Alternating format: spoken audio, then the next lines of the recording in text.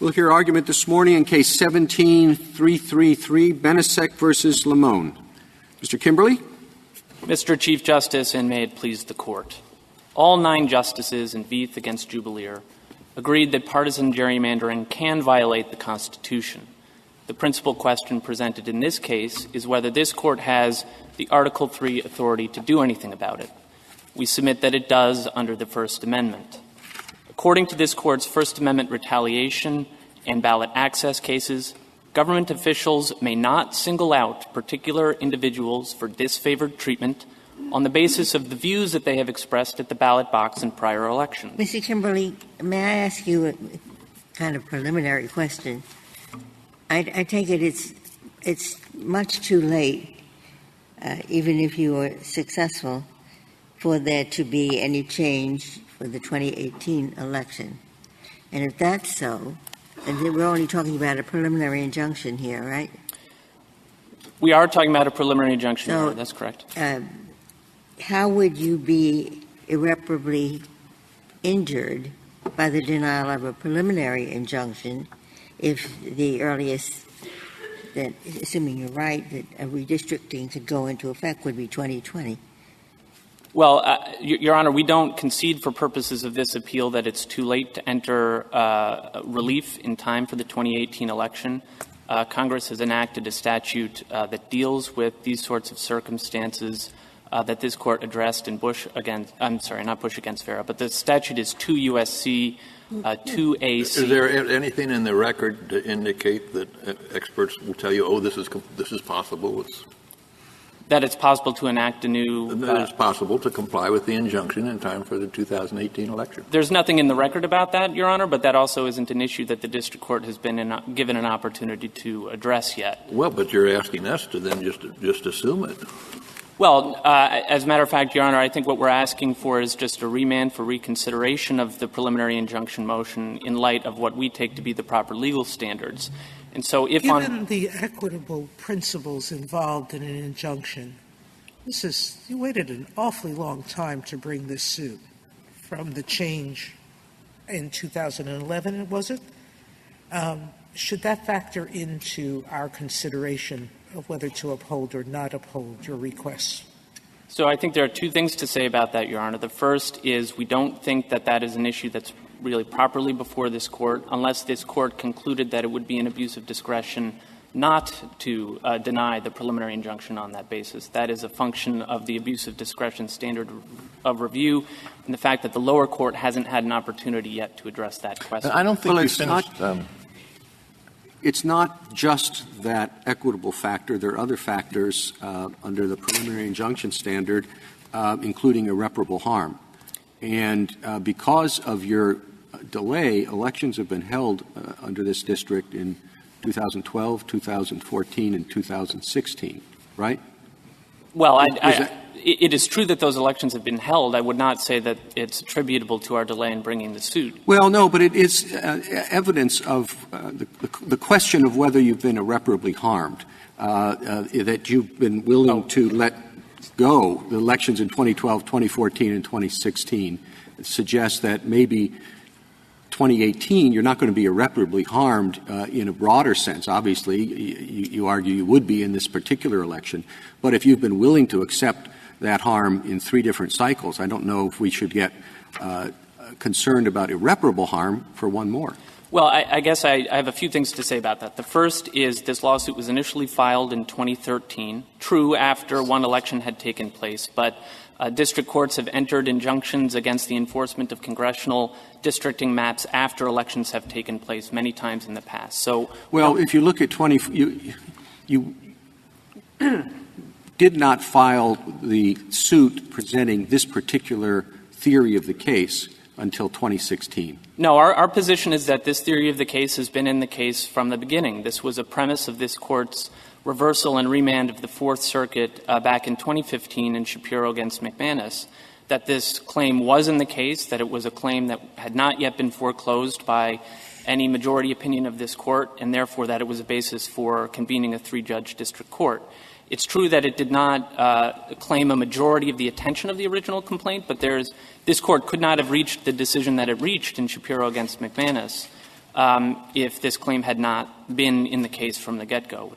I still don't understand what you want to have take place in practical terms. You want this case remanded to the district court, and you think that after we remand the case to the district court, there will be time to adopt a new map to be used in the 2018 election? Your Honor, the short answer to that question is that is an issue for the district court to decide. It is, as I say, not something that we have conceded, and I think it's conceivable that the case could get back down to the district court in time for some form of relief. Certainly, the district court could conclude that there isn't enough time and allow an election to take place under the map as it's drawn. It might look for some sort of interim solution under 2 U.S.C. 2AC. What would that? An order by this court indicating, there might be time, is going to upset settled expectations. There's people are planning campaigns and so forth. It would be highly Are you suggesting that it would not be disruptive of the current election scheme and the current election districting for this court to remand, to consider whether the map should be changed at this late date? Well, I think it would perpetuate the same sort of uncertainty, frankly, that's been hanging over Maryland politics from the pendency of this suit all along. I don't deny that, Your Honor, but I don't think this court has to actually take a position on the timing question one way or another. What we're asking this court to do is evaluate the legal principles that the district court announced in its decision denying our preliminary injunction motion, to correct them if it sees fit to correct them or to affirm them otherwise. Well, it's not simply a question of we have held that in a preliminary injunction context, you do not have to consider the merits if you think the equities and the irreparable harm questions cut against the grant of a preliminary injunction. Well, that's true, but again, that would be a question, I think, for the district court in the first instance. The question whether or not— No, you're asking us to decide the merits and determine from that whether there's been an abuse of discretion. I understand that. Right. And what I'm suggesting the strongest case is the Winter case from a few years ago, where we said if the equities and the harm question cuts strongly in one direction, we don't have to consider the merits at all without determining that there has or hasn't been an abuse of discretion. Well, I don't recall what it is exactly the district court in the Winter case, with which I'm familiar before this court. I don't recall what the district court in that case had done. If the district court had reached each of the individual issues, surely the court can pick out among the issues that the district court resolved which it wants to base its decision on. And well, I think that's exactly right, that the court can pick out of the different criteria which one it wants to base its decision on. And I think it's part of your challenge today to explain to us why we should pick out the hardest one. Well, and the short answer is because that's the one on which the district court based its decision. If this court were instead to pick out a different factor from the preliminary injunction test and decide that it wants to affirm on that basis, it would basically be taking the discretion of the district court and taking it for itself to exercise. Let me ask you a practical question. This is a denial of a preliminary injunction. You still have a merits trial to go through or not? That also, yes, we do, yes. Unless there's a Can you go through that trial without a ruling from us? And if not, why not? Judge Niedermeyer said that there were many open issues in this case, not the least of which, what was the motivation of the of the governor and his committee for the change at issue.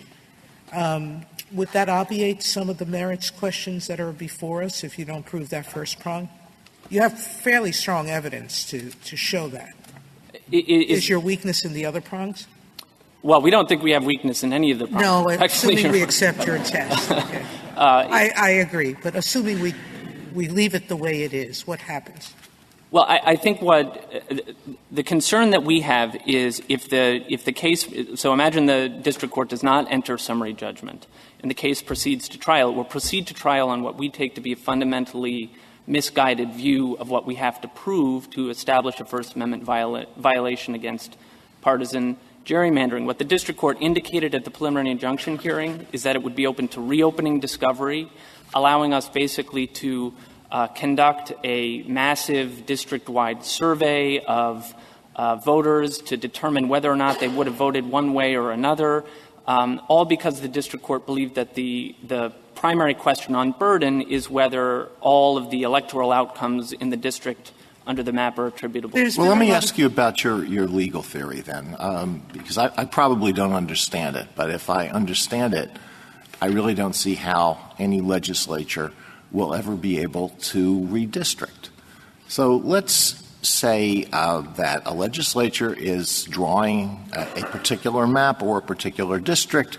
Let's say it's a map, and they say that, and they have two possible plans that they're considering, and they both have very low population deviations, exactly the same. The districts in both are compact. The territory is contiguous.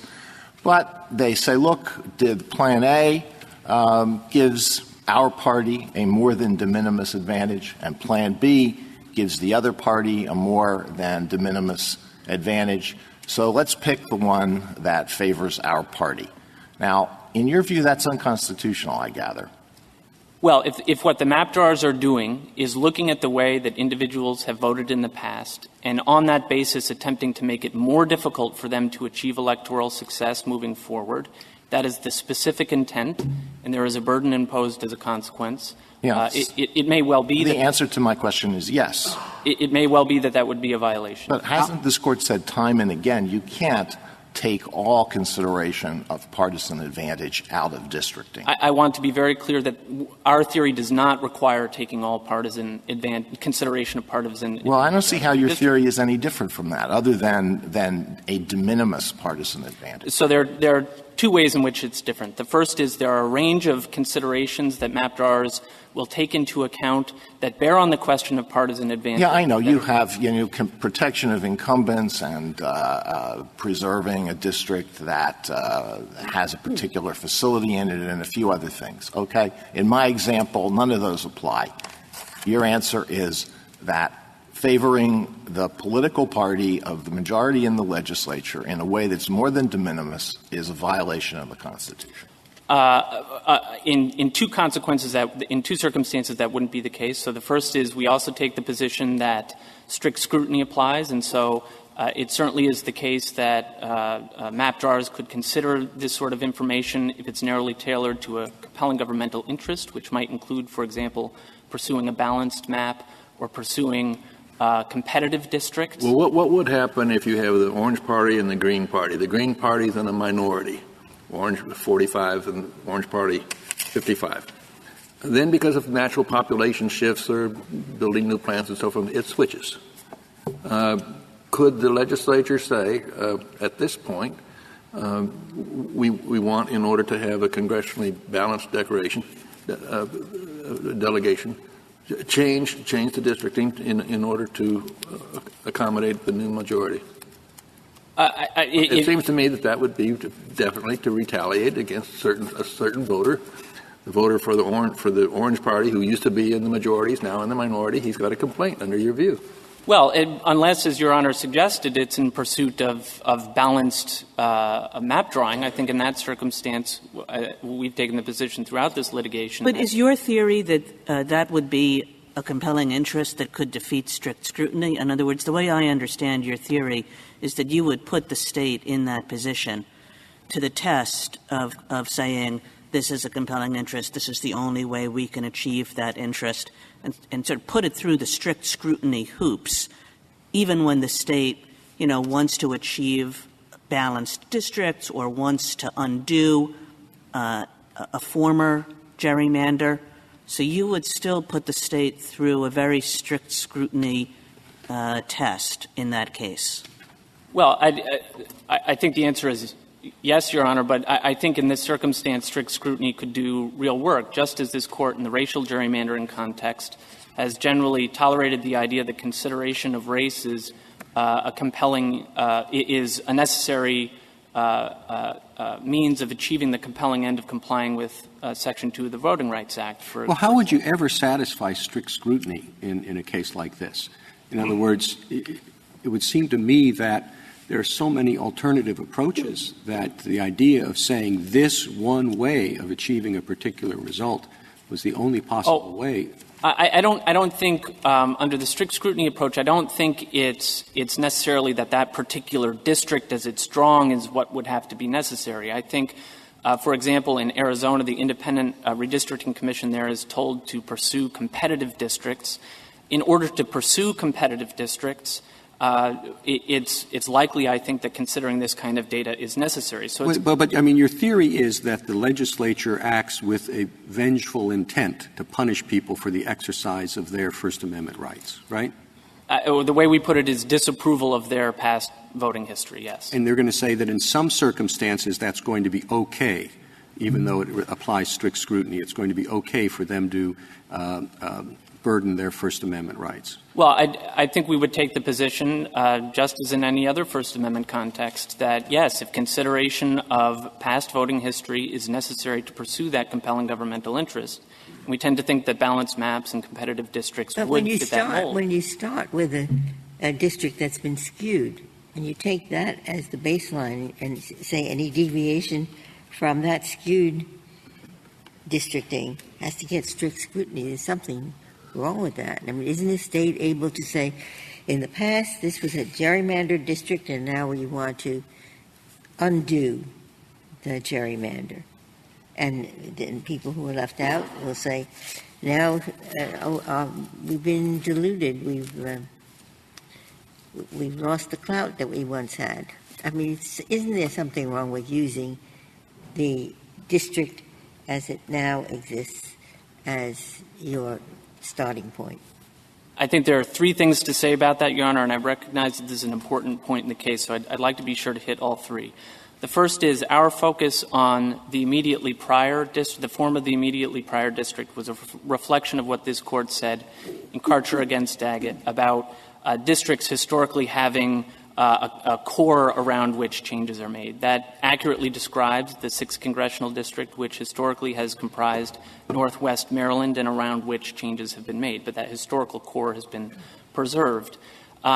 I think probably analytically the more consistent way to think about it is the first precondition under the Jingles framework for approaching racial vote dilution, which is the question whether the targeted minority is capable of forming is sufficiently numerous and geographically compact to form a majority of a reasonably drawn district.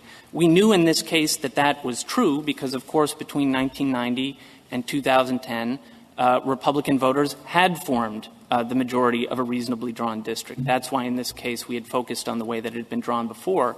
But in a circumstance where the Court is looking at whether there has been a maintenance of a prior gerrymander, we think probably the more consistent way to look at it doctrinally and analytically is as I just described under the first prong of the Jingles preconditions.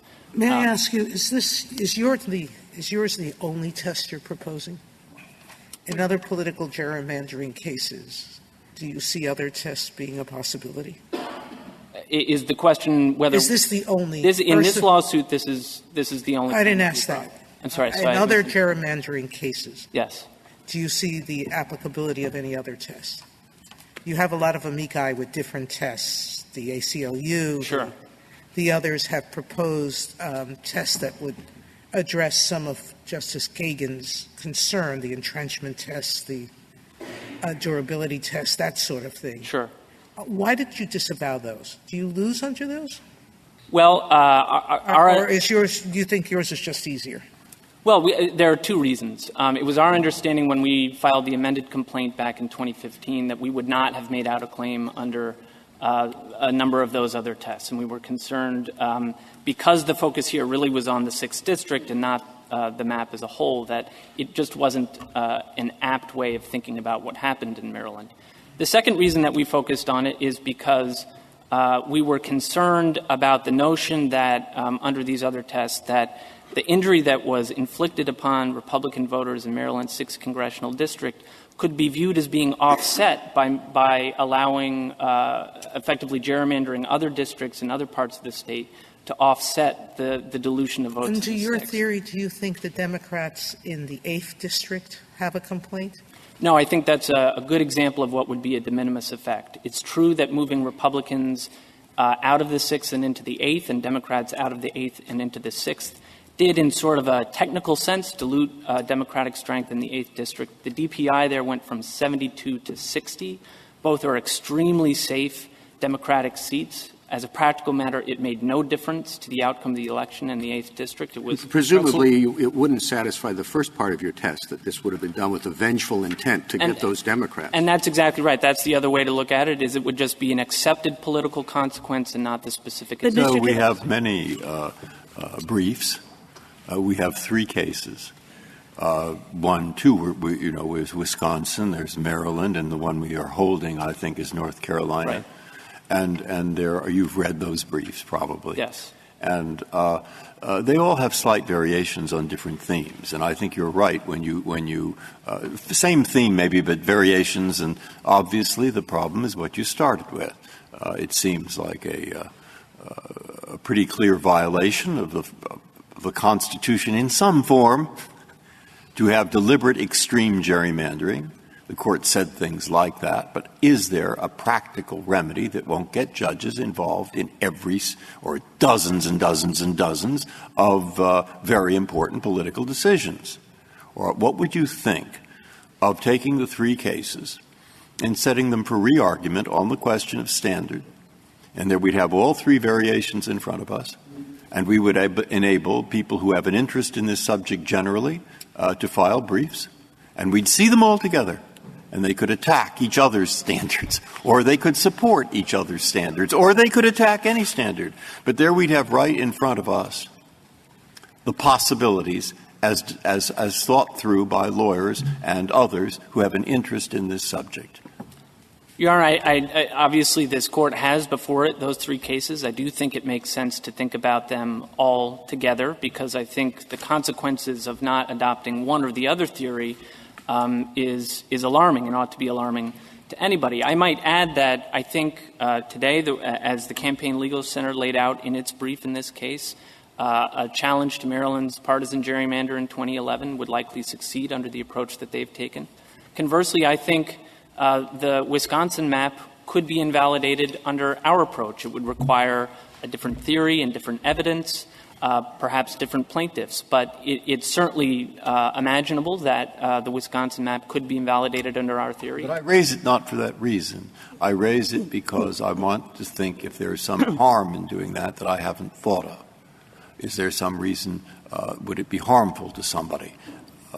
Because I do see an advantage. You could have a blackboard and have everyone's theory on it. And then you'd have the pros and cons, and then you'd be able to look at them all, and then you'd be able to see perhaps different ones for different variations. And, that's maybe there are different parts of gerrymandering that rises in different You see the point. Sure. Okay. You can't think of a reason not to do it. Well, the immediate reason, I suppose, would be the intervening 2018 elections. But if the Court is disinclined to think that there's time for a remedy in any event, then perhaps there wouldn't be. That certainly isn't an issue that we're willing to concede. As we say, I think it would be an issue for the district court in our case on remand, just as it would be in Wisconsin or North Carolina.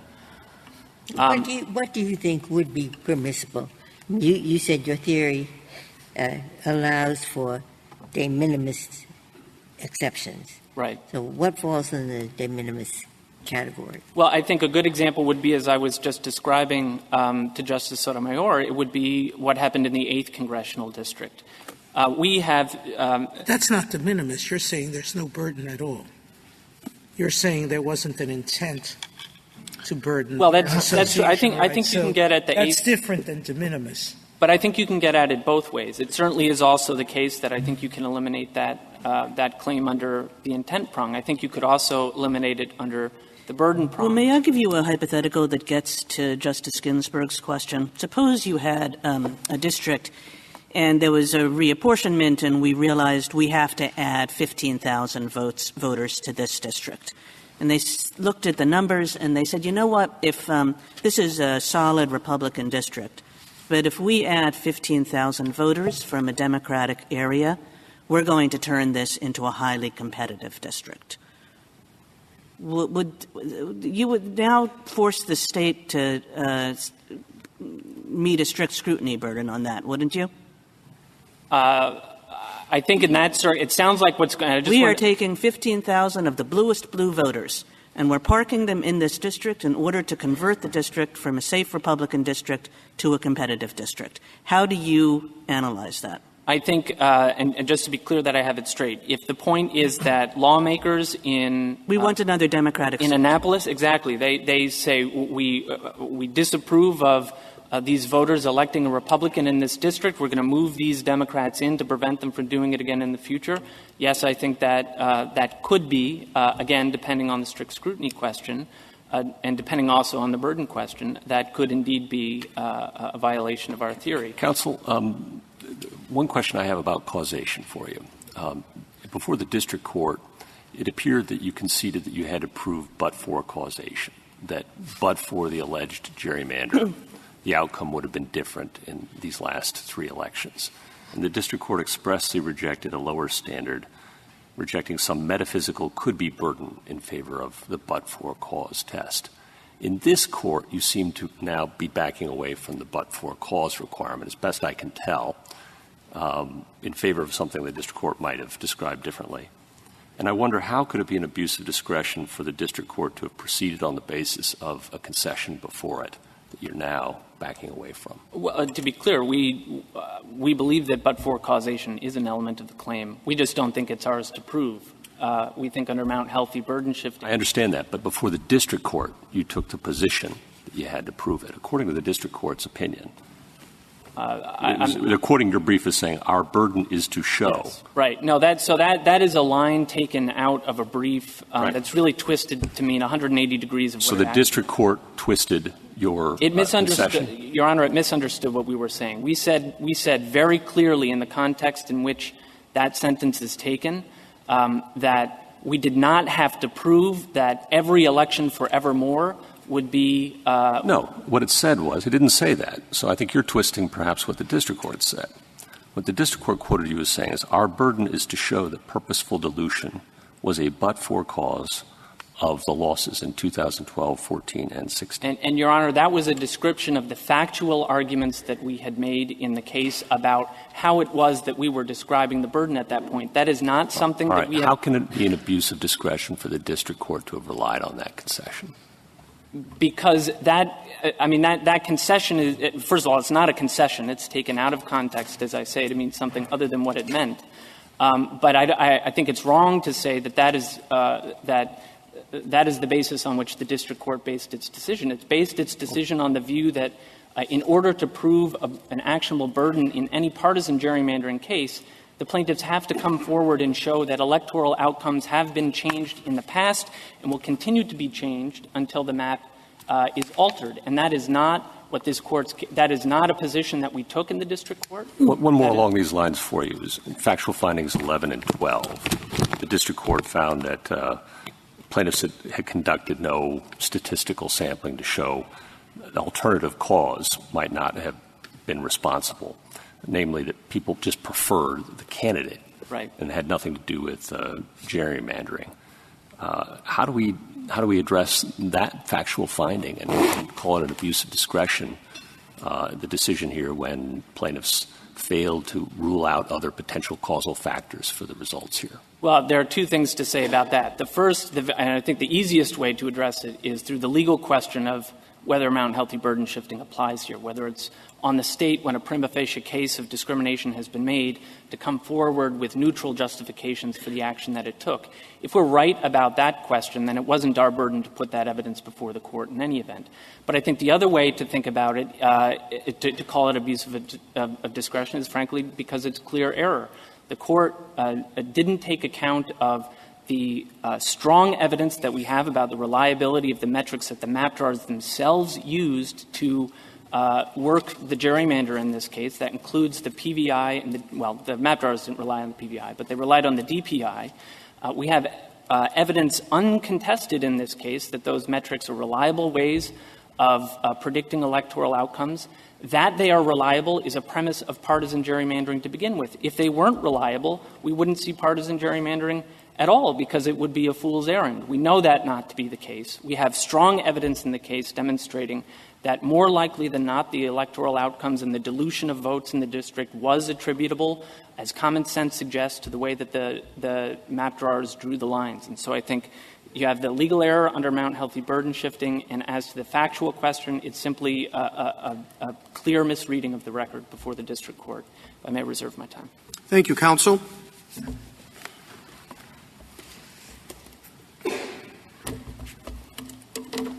Mr. Sullivan. Mr. Chief Justice, and may it please the Court. The plaintiff's First Amendment retaliation claim fails to provide a manageable standard for evaluating partisan gerrymandering for three principal reasons. First Amendment retaliation does not even try to answer the perennial question of how much is too much politics in a redistricting process that this Court has called inherently political. Oh, I don't know. He says not at all. He says it's too much if that's all you're doing. Well, no. That's basically as I read his argument. Well, it depends on if that's all you're doing, then it's too much. Now, under that test, he might lose because you're claiming there were other reasons for this. But that's an issue of fact for the jury, I think. You have some pretty damning evidence that it might not have been. You have your own mayor saying, your own governor, pardon me. Used to be my mayor. Yeah. Your own governor saying that he felt duty-bound to ensure that his party won. And there are basically statements to that effect here. So that gives you a standard. You may not like it, but that it does give you a standard. Well, two things, Your Honor. One is, elsewhere in the brief, plaintiffs disavow that they have to show how much is too much. They actually say that in words. Two, that kind of intent. Well, how much is too much is when, I think, balled up in the question of which I grant you, they're a little bit equivocal of who bears this burden. But they are saying that we have to show that there's some form of entrenchment, that the intent is to ensure that only Democrats will be capable of winning in this district for the life of this census or the life of this boundary. So you have some form of too much. What they're really relying on is the intent, which they would equate with retaliation. But it's the same intent which the Court recognized in Bandemer is ever present. Well, Mr. Sullivan, let's say you're right, that they have not shown us how much is too much, that they have suggested that in any form when there's partisan advantage, the courts should be intervening. But we don't have to say something like that to deal with this case, because however much you think is too much, this case is too much. I mean, I think, you'll tell me I'm wrong, but as Justice Sotomayor said, from the governor, from Congressman Hoyer, people were very upfront about what they were trying to do here, which was to create another Democratic district. And they did that. Only 10,000 people had to be removed from this district as a result of one person, one vote. What the Maryland legislature did was to shuffle 360,000 people out and bring in 350,000 people. The result of that is that the district went from 47% Republican and 36% Democratic to exactly the opposite, 45% Democratic and 34% Republican. I mean, how much more evidence of partisan intent could we need? Well, you might want intent to create something other than a competitive district, which is what Maryland created. It went from a safe Republican, plus 13 Republican, to a plus 2 Democrat. And plus 2, you're referring to the single election? Is that what you're referring to? Well, Cook evaluated the first election after the redistricting, which is the most important one where you can judge the effectiveness of it. Democrats have now prevailed in 3 straight elections, including in an election which was a wave Republican election. So the effects were exactly what the intent would suggest. A longstanding Republican incumbent is unseated by a Democratic newcomer who withstands a wave election, who prevails 3 straight times. I mean, it appears that the Maryland legislature got exactly what it intended, which was you took a Republican district, like a safe Republican district, and made it into not the safest of Democratic districts, but a pretty safe one. Well, no, it's not safe. It was judged competitive. And in that first election, 2012, the incumbent Republican had seven opponents in the Republican primary.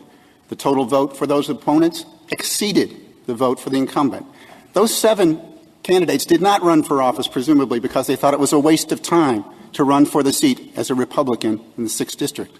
They considered it to be competitive, and so they ran, as we often do. Competitive, the idea that's being advanced is extreme gerrymandering. Okay? 100% is extreme. No other reason for doing this other than partisanship. That's an example of extreme gerrymandering. And the election result changed. That's an example of harm. And there is nothing else put forward. Okay? Except you did put something forward. There's been gerrymandering in the past. We're trying to cure it. Something like that. We've seen that in other cases. Okay. Say no. The last reason's not good enough. You have to start somewhere. Second, there's an example of an effect. And 3, it's 100% partisan. That's the reason. That's extreme. Now, could we say that? Yes, I think we could. But the problem is that's not going to solve other cases, and we'll never have such a record again. I mean, the people who do the gerrymandering are not stupid, and they will never have such a record. And therefore, we will not do much to deal with a problem of serious dimensions that is national. All right? So, what do we do? Just say goodbye? Forget it? And as you know, you've read these briefs. If you think what's happened now is something, wait till you see those computers really working. You've read that. I've read it. Okay, what do you think?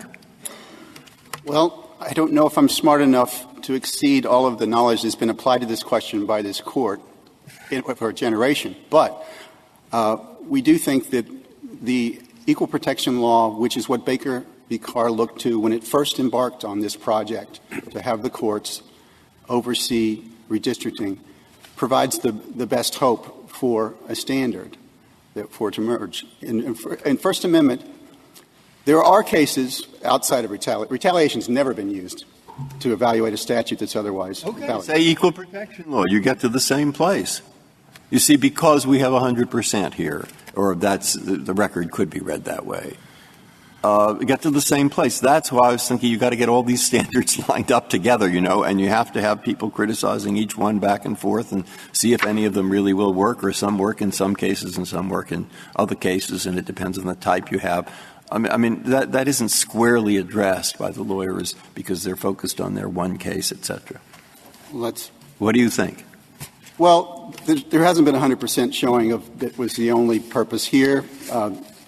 Eliminating the crossing of the Chesapeake Bay, which had happened in the early 90s, caused the need to move 125,000 people in the 1st District alone. So, and as all the experts who testified in this case in deposition acknowledged that if you move one line, it affects the whole map. Suppose the Maryland Constitution had a provision that required that partisan advantage for one party be the predominant consideration in any districting. Lawful or not? That would be viewpoint discrimination, Your Honor, which the court would evaluate on the face of the statute. But here we have a facially valid statute that doesn't have any content. Well, you can have viewpoint discrimination without challenging something on its face. It goes either way. Well, in Christian Legal Society versus Martinez, the court pointed out that if it's why is the hypothetical viewpoint consideration and what happened here not viewpoint consideration? I don't understand the difference. Well, it comes down to how the court evaluates that kind of statutory challenge, which it has traditionally done on the face of the statute. My question to you was, A, was that invalid, the hypothetical? I believe I can conclude that your answer is no, that's not constitutional. Yes, that on the face of the statute. How is this case different? Well, we don't have a statute that establishes a preference for one party or the other. But I mean, the redistricting is a statute, isn't it? Yes. Well, that seems to be a statute that prefers one party over another. But on its face, it's a series of metes and bounds. It's the longest, most boring deed you've ever written. It doesn't have any It doesn't have any particular Well, suppose, Mr. content. Sullivan, that the Maryland legislature passed a statute. Maryland is about a 60-40 Democratic-Republican state. Is that right? Just about. Democratic. Yeah, 60-40. Suppose the Maryland legislature passed a statute and said in the next round of reapportionment we're going to create 7 Democratic districts and 1 Republican district. I think it would have a similar result to the question from Justice Kennedy. It would be Well, on that its is face. what then, I mean, the Chief Justice said the reapportionment statute is that statute. Well, it isn't on its face, and The districting statute. It would is require, rather than using a traditional well-developed standard, the court would have to depart from its traditional well-developed standard of evaluating viewpoint discrimination on the face of the statute, as it's done in recent cases, where it doesn't. So if you hide the evidence of what you're doing, then you're going to prevail. Well, I don't think it's hiding by stating the statute for where the boundary lines are, as they've always been stated. That's not hiding what's being done. Well, let's talk about the boundary lines for a second. People have been talking about the statistics and the numbers. Is it appropriate in a case like this to look at what the district looks like in terms of the boundaries and the extent to which it complies with traditional redistricting criteria? I mean, part of the issue here is you have people from, Potomac joined with people from the far west panhandle. And, I mean, they both have farms, but the former are hobby farms, and the others are real farms. There's a lot in the record that you'll find. The census considers most of the people in that western Maryland part of the state to actually live in urban areas, according to the census. But the Congress abandoned the geographic requirements as early as 1911 was the last time they put contiguity and compactness in a enforcement statute. So it's not in the Constitution. It's not in the governing statute. But if you were going to look at that kind of traditional thing, then it just seems to me, I've read a lot in the record of people worried about, going over Chesapeake Bay and drawing a district, and that makes a lot of sense. But it's not just water that separates people. And part of the objection here, in the way it was redrawn, is that it doesn't seem to have any internal logic. Well, it would be harder to justify what the plaintiffs want to call the benchmark district, which extended the 6th all the way across the state to far Harford County, which is as far from western Maryland as you can get without plopping into the Chesapeake Bay.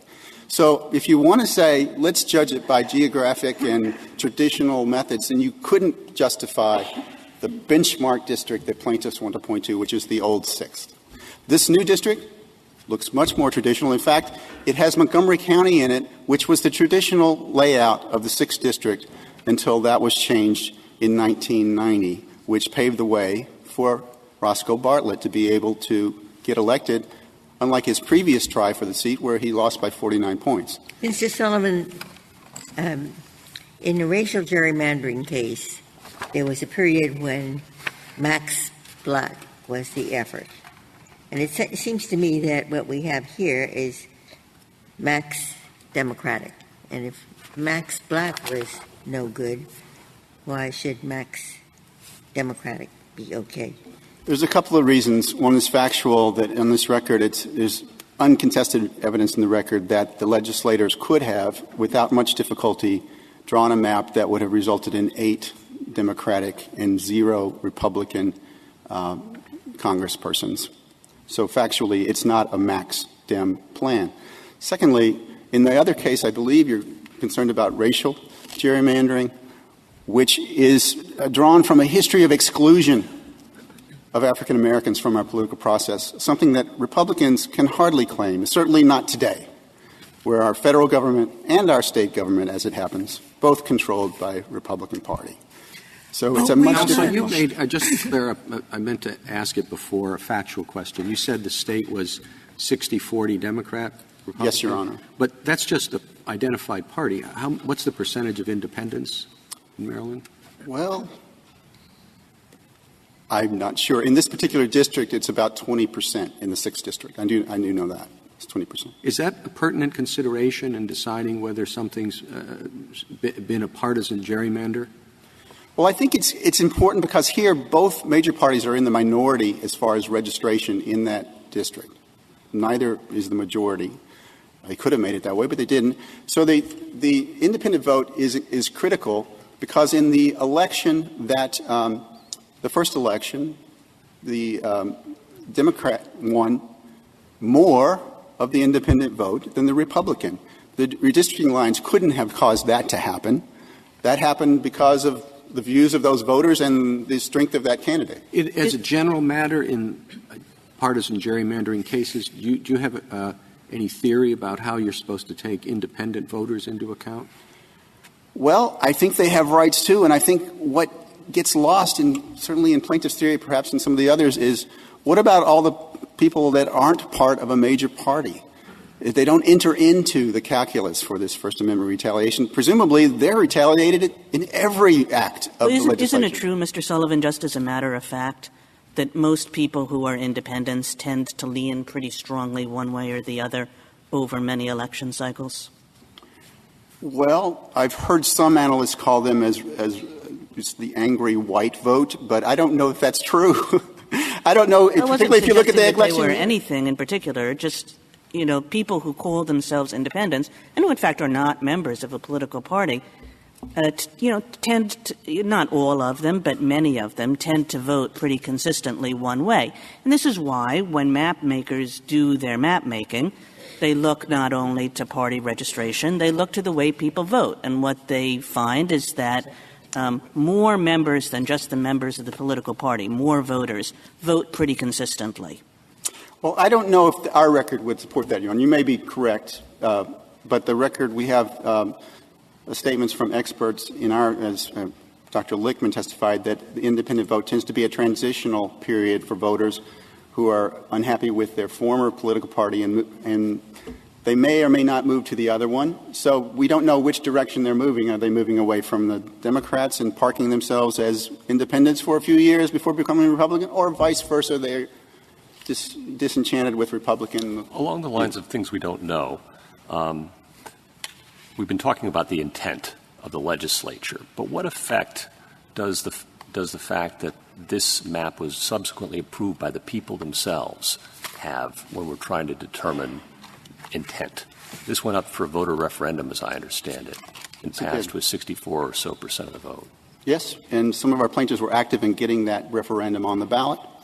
Well, in the Schuett case, Justice Kennedy wrote how that raises First Amendment issues of its own, because the people have spoken and they've expressed themselves, and they did so overwhelmingly to support this plan, including in 10 out of 12 counties where the majority of voters are Republican. So this is not, as many redistricting case might be presented to you as a blow for democracy, this would be a blow against democracy. What did the referendum question ask? It asked if the voters approved the plan that had been drawn up. Is that what it said? The plan that had been drawn up? I thought it. Well, it's a more elaborate statement. It is a more elaborate statement. My point is you're relying on what the response to the referendum. And certainly I think your friends on the other side suggest that the phrasing of the question on the referendum was opaque. Yes, Your Honor. That issue was litigated by the proponents of the referendum in state court, and they lost both at trial and in appellate court in a case called Parrott v. McDonough that is cited in the Judicial Watch brief. The court found that the language of the referendum was sufficient on its face to apprise voters, especially when viewed in conjunction with the individual notice that voters received from the Board of Elections, more fully explaining the issue and the map as it existed. So here it is, I think, if my clerk got it right. Are you for or are you against the following text? Establishes the boundaries for the state's 8 United States congressional districts based on recent census figures as required by the United States Constitution. Yes. Well, and it doesn't even tell you there what establishes it. No, but they were sent a notice that it had a fuller explanation. Notice? Do you read all of the notice? Maybe. Notice, but they do read the paper. And the plaintiffs themselves rely on, in their Second Amendment complaint, if you look at the fine print at the bottom of some of their maps, drawn from the extensive press coverage in the run-up to the referendum, many of them critical of the map, talking about it as a gerrymander. This referendum was not held in a vacuum. And in Shewitt, the court said we're not going to presume that the voters are not smart enough or well-informed enough to make their decisions. I got that point, but I have a different question, which is that I haven't thought of, and so you may have it. I have not thought of the answer to this question. Let's suppose that you do have 100% district drawn to help the Democrats. And suppose also in the next election the Democrat was elected, not the Republican. Now, if you said that was unconstitutional, and there's no other reason given, all right, now, in other words, extreme, if that's the holding of the court, I'm not saying it would be, I'm just saying assume it, how would that hurt independents? Is there a way that would hurt independent voters, that holding? Well, if independent voters had supported that Democratic candidate on the merits of that candidate because they thought that candidate was the better candidate, as happened in the 6th District when independent voters voted very heavily for the Democratic candidate, then you would be harming them if you were, I don't know if you're going to think about invalidating an election, which the court hasn't tended to do, but it would be hurting them as well and blaming them for a problem that they didn't create. We have found standards on things like how many, what's the burden of treating different political parties to a requirement of signatures to get on the ballot. And we've said in those situations we look to the nature of the burden, we look to the expense, we look to a variety of different factors to inform the seriousness of the burden. The First Amendment has worked well in those cases. Are you just merely suggesting it can't work well here because the redistricting process is so complex? Is that your only reason? Or is it what exactly makes it workable in one context but not particularly in this one? Well, there's two parts of that, Your Honor, if I may. One is if we're looking at retaliation, which has never been used as a means of testing a statute. It's been used in the executive part of the government when it's employing people, when it's contracting, where the government's consideration of the protected speech and political affiliation is generally restricted, whereas when government enacts a redistricting statute, it's legislating, which always involves consideration of speech, including, of course, political speech. But if you're talking about more generally First Amendment law as it affects elections, the right of association, the right to proselytize, to organize, to get on the ballot. But not to discriminate. To cast a ballot. You answered Justice Kennedy by saying you don't have a right to discriminate. Right. But those cases go up to the point of voting, but as far as I know, they don't address the results of the election, which is what partisan gerrymandering claimants care about. They're not claiming they didn't get to vote. They're not claiming their candidate didn't get on the ballot. They're not claiming any of those things that have been addressed. But the whole purpose of a gerrymandering attack is that I am being discriminated against, or at least the theory of their case, because of the views I have expressed over time. And those views want to be silenced by the other side. But those are the same types of things that come up any time you're on the losing side of legislation, and this court has repeatedly denied that opportunity to try to turn into a legal issue and a way to get redress the fact that one's views did not prevail in the legislature. Are you essentially saying, are you agreeing that gerrymandering is not justiciable? Well, we're arguing that on this claim that plaintiffs are bringing, the First Amendment retaliation, that it would not be a manageable standard. We're not So stating go back to my question, why? Do you agree with the court below that it can be made manageable if you introduce the test that it suggests plaintiff has to undertake?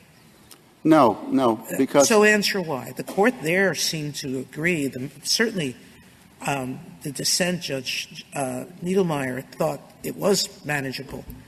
But why do you disagree with the majority? The majority is basically saying it could be, It could be, though, but you have to prove these other things. It starts with a specific intent that retaliation requires. As the court recognized in O'Brien, the intent when it comes to legislation is so diffuse. Many people are involved. Counsel, given their evidence, they certainly have enough to go to a jury on that question. Whether there really was any legislative intent outside of the gerrymandering. They don't have anywhere near the number of affidavits they would need from the legislators that actually voted or from the more than 1.5 million Marylanders who approved the plan in a referendum. That's the kind of diffuse intent that comes into play when you're talking about legislation. And here, legislation that's been taken to referendum. It's so far different from the kind of cases that the district court was citing, where you have an employer and I fired this employee. It's not very complex to figure out what the intent was and who did what to whom. That's not what you're talking about with legislation. I guess I don't quite understand that, Mr. Sullivan. In the racial gerrymander cases, this is exactly what we do in much harder circumstances, actually. It's the same in the sense that we look to what legislators say, we look to what map makers say, we look to a variety of pieces of circumstantial evidence about how the districting turned out, about what was done.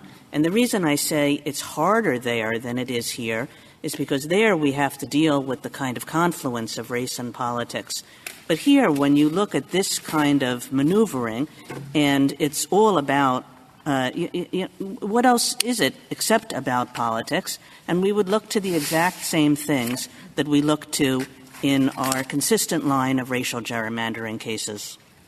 Well, I would refer you to plaintiffs' expert. If you want to say that this is not involving the interplay between race and politics, you should look at the expert report in the record from plaintiffs' expert Dr. Morrison, who talks about one of the reasons that the plaintiffs are aggrieved is because of the makeup of the prior district was much less diverse racially and ethnically than the new district, and they are being forced to be part of a district with a more diverse population in Montgomery County. So I don't know if you can say. I think my main point was that we do this.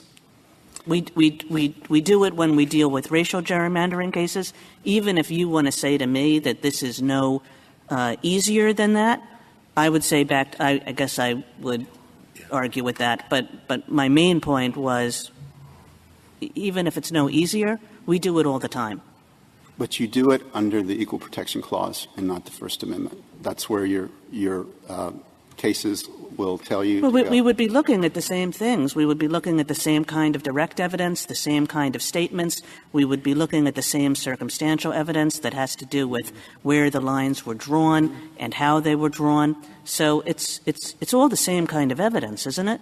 No, when you get to the end of the process, there needs to be a showing of totality of circumstances with historical and sociological evidence of exclusion of that minority, which simply is not the case when you're talking about Republicans.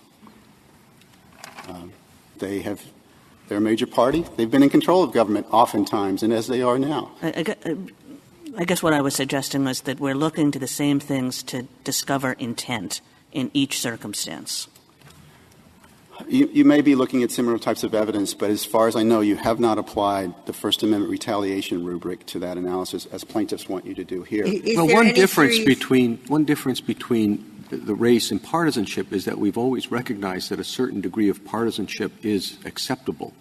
We've never recognized that a certain degree of racial discrimination is acceptable. That's true, Your Honor, and it would be very hard if in the racial segregation law, where the court says you need to remove all vestiges, root and branch, this court said in Veith that redistricting is root and branch political. How are you going to give it the same approach? Do you eliminate all evidence of partisanship?